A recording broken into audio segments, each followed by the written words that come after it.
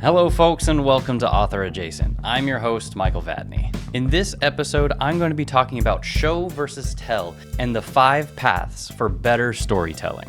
For each of these paths, I'll explain what I mean by them, give some examples, and discuss how they relate to show versus tell.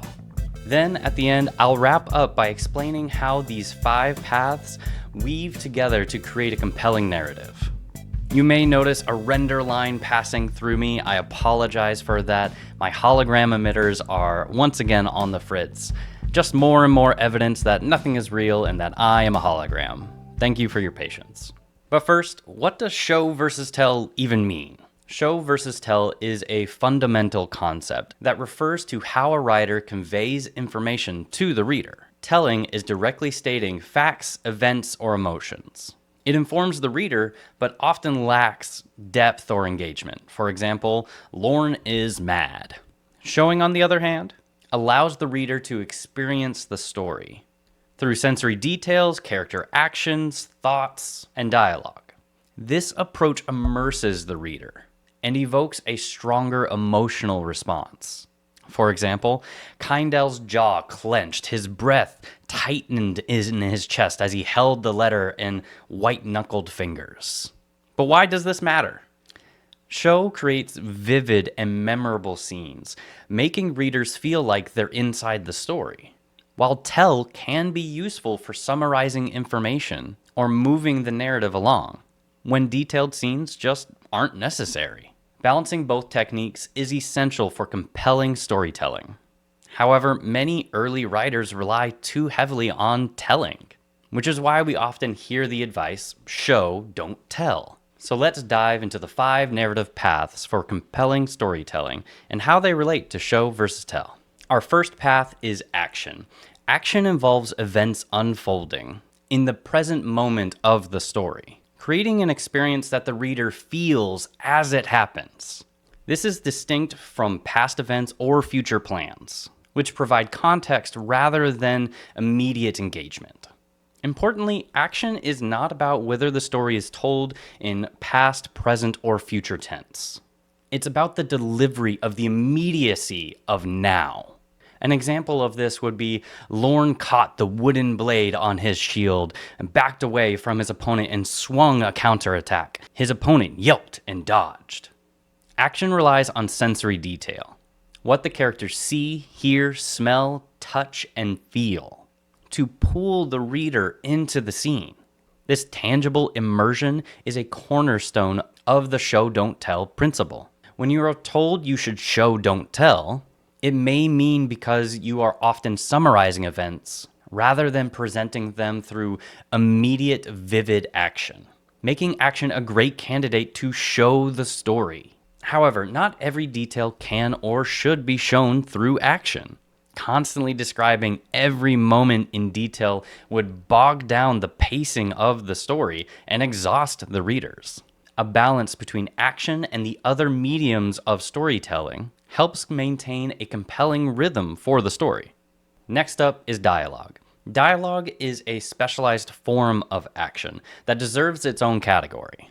In general, people and characters love to talk, and when dialogue is done well, it unfolds naturally in the present moment. Dialogue delivers a character's exact words, creating a direct and immediate connection between the character and the reader. This intimacy conveys the character's personality, emotions, and motivations in a way that narration often cannot, and is another great method for delivering information to the reader by showing instead of telling.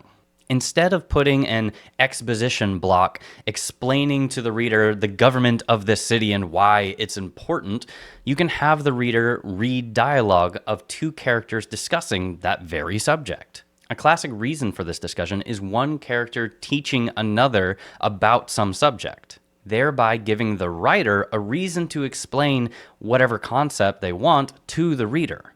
Good dialogue adds emotional depth and reveals nuances of relationships, values, or conflicts that help the reader understand the characters on a more personal level. Up next is the interior world.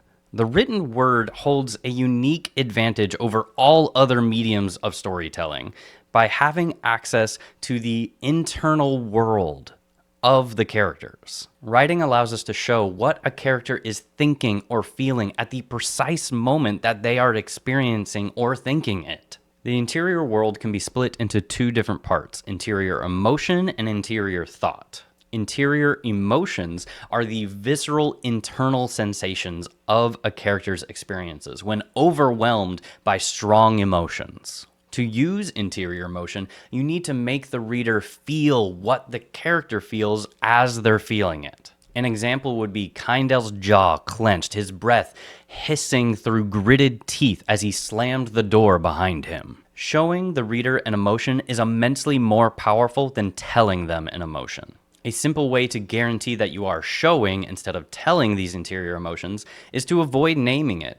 Instead of saying the character is angry or is sad or is happy, talk about how the character feels with those emotions, and then let the reader interpret that into the emotion that you are intending to convey. Interior thoughts, on the other hand, are what the character is thinking, essentially the dialogue of their mind. Along with dialogue, this is the best way to show the character's voice or how they express themselves. An example would be, was that a smile or just a polite grimace?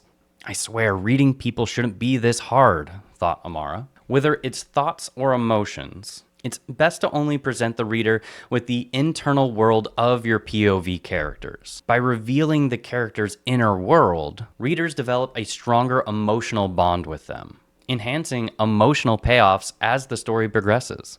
The fourth path is description. The description is a word picture of what the point of view character can see, hear, smell, taste, or touch. This immerses the reader into the point of view character's experience, creating the illusion that the reader is living in the story alongside the character. Description should be seamlessly woven with the previous paths: action, dialogue, interior world, to reflect the point of view character's unique view of the world.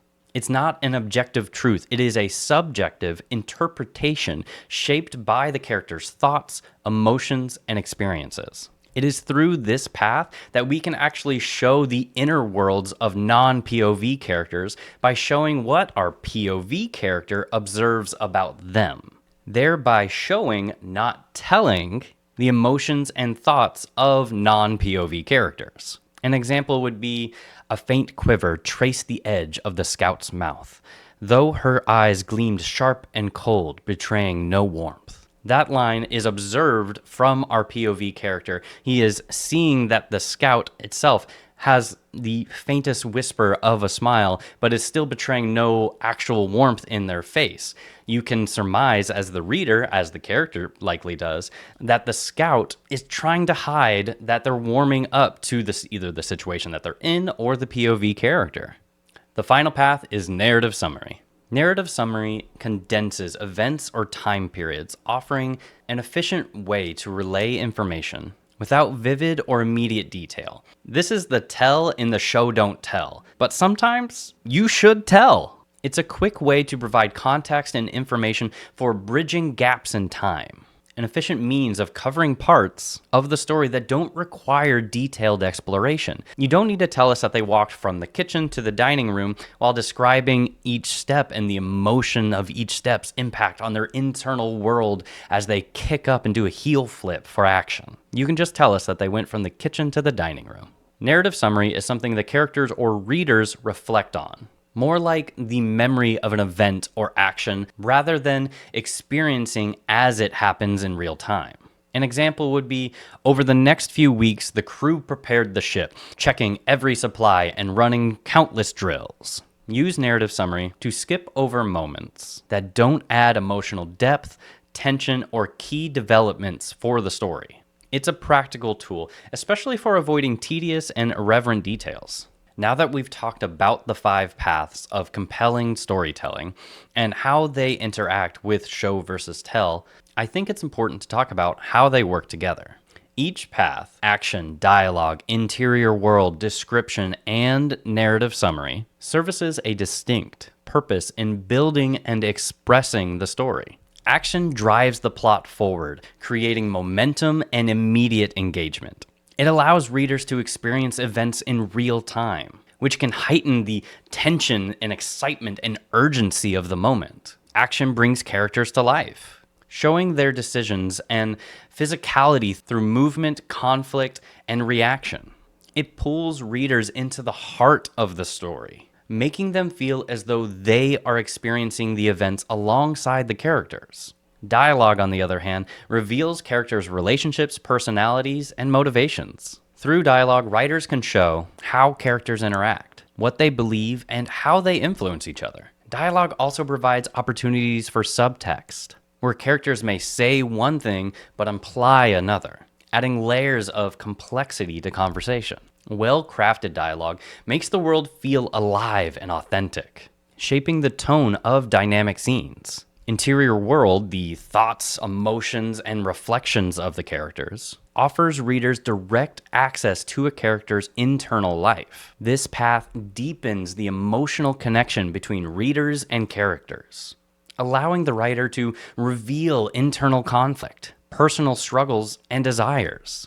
By providing insight into the character psyche, writers can show how eternal events shape the character's perspective and motivations. This provides a more intimate, subjective view of the world, making the experience richer and more personal to the characters and thereby the readers.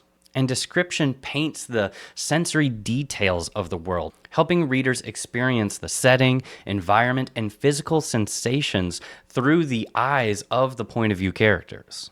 It allows the reader to see the tone and the mood, whether it's a quiet, tense moment in the dark alley or a bustling, colorful street market. Description doesn't just convey the objective details of the world. It filters everything through the character's lens, making it unique to their emotional state and perspective. This enriches the sensory experience and helps establish a more immersive world for your story. Then narrative summary serves as a broader, more distant lens, providing context, backstory, and an overview of events that take place out of the immediacy of the moment.